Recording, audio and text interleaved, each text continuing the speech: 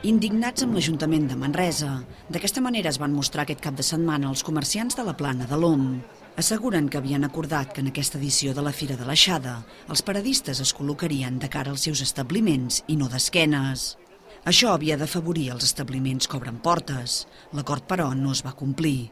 Els firaires estan posats d'una manera que tota la gent que vol anar a la fira estan obligats a passar pel centre de les seves parades i durant les seves parades l'esquena als comerciants que estem aquí durant tot l'any amb les nostres botigues. Com podeu veure aquí darrere és el pas que tenim els comerciants, que quasi bé, a part que no hi passa ningú, és que és molt difícil que la gent pugui passar per aquest petit espai i els comerciants deixem de treballar.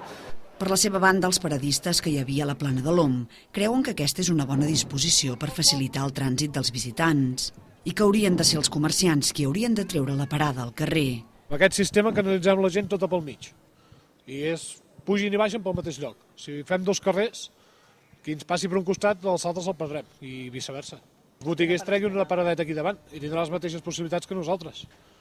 Fer dos carrers, perdrem la meitat de la caixa, perquè la gent que ens passi per la dreta no passarà per l'esquerra. Es bien para el pueblo de que saquen las paradas, monten los comercios aquí afuera.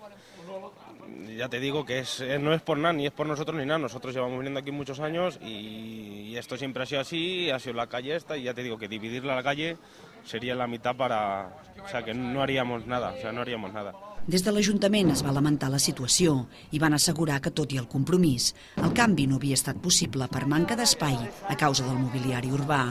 En aquest sentit, el consistori diu que està previst trobar una solució perquè aquesta situació no es repeteixi.